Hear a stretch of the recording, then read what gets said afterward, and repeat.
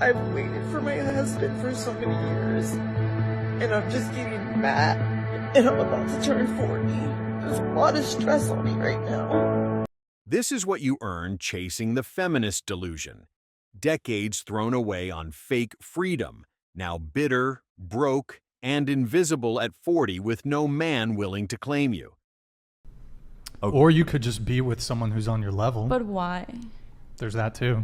Like why are you guys so obsessed with being like, oh, I'm average, why don't you pay attention to me? Well, because this is what's leading to unhappy women later on in life. Like, no, where are you getting these stats from? Well, women enjoy being single. Yeah, it like, is. women are very happy being single. Like, why do you think they're not You're going actually into relationships? very unhappy being single. You might be happy like right now when you might be happy are you right an now.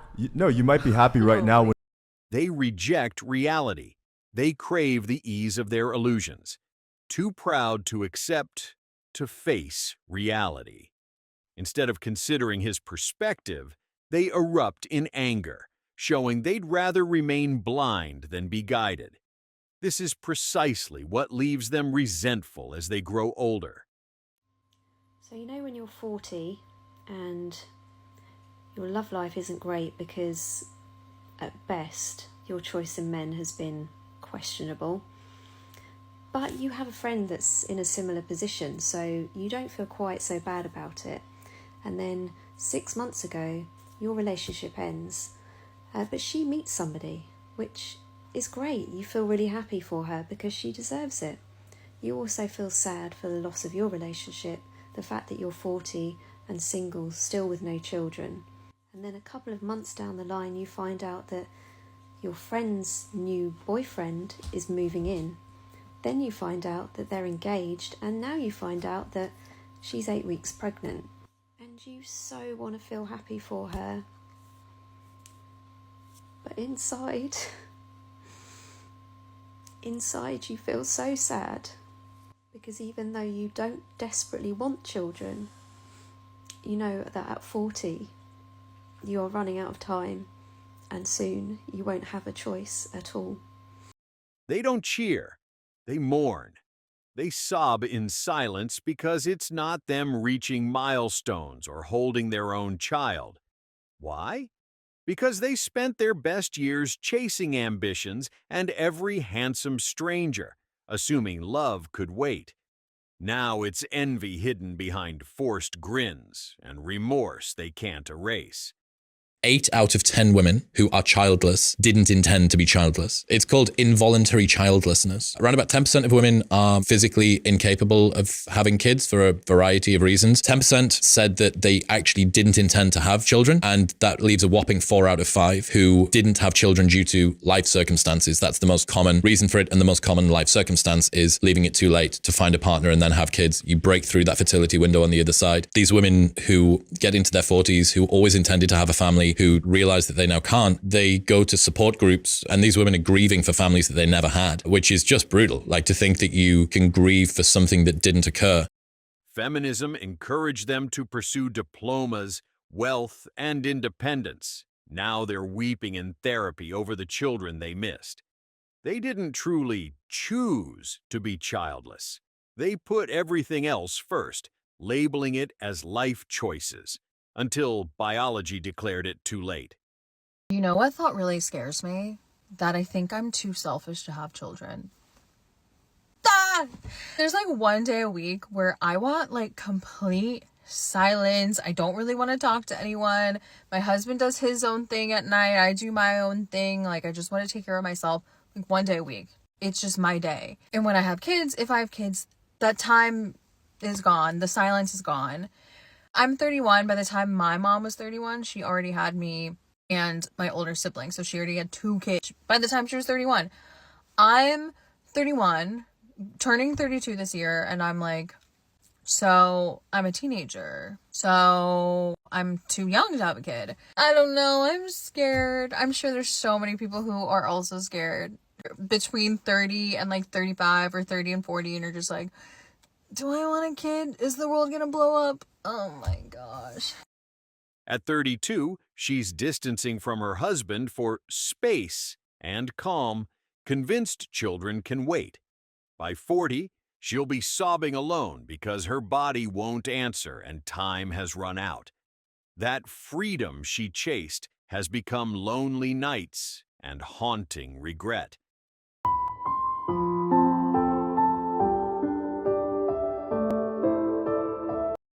How many more of these women must suffer before the younger generation sees the harsh reality of feminism? For the first time ever since records began, 50.1% of women are childless by 30. So there are more women without children at 30 than there are women with children. The first time ever. Well, somebody clipped a part of one of my podcasts, I believe it was, where I was talking about what our society does to 19-year-old women, or 18-year-old women, 19-year-old women. We just lie to them all the time. You know, the first lie is there's nothing more important than your career, more or less by definition. So that's the first lie. The second lie is there will be nothing more important to you in your life than your career. So that's the second lie. And then the third lie is there should be nothing more important in your life than your career. So that's the third lie. What I've seen is that as women progress towards their late 20s, there's a psychological transformation. And what happens is that they place less emphasis on their career and way more emphasis, particularly on having a child. Society, fueled by feminism, distorted their thinking, and sadly, nearly every one of them bought into it. Women keep waiting around, stuck in some fairy tale while the clock ticks loud and clear. 40's here and all you've got is stress and empty promises. Stop whining about normal like it excuses years wasted. Time's up. Grow up or stay bitter, but don't expect life to wait for your pity party. I'm gonna say something very controversial, but motherhood is a scam.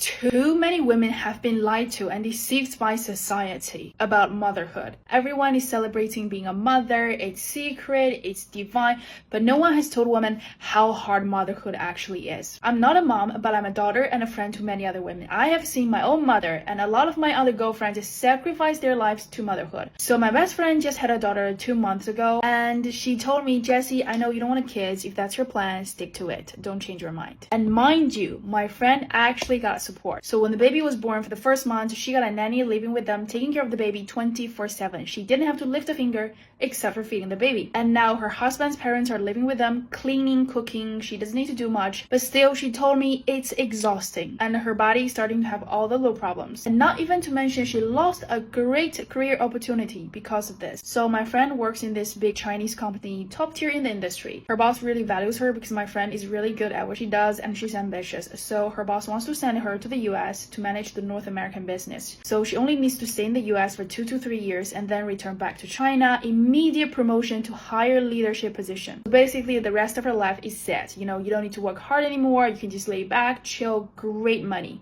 easy life. And now all of that is gone because you can't just leave your newborn baby and go to the US. And my friend told me her daughter is the best thing ever happened to her. She loves her so much. She wouldn't trade anything in the world with her daughter like all the other mothers. But still, she told me, you know what, being child-free is kind of nice. So this is feminism at its height.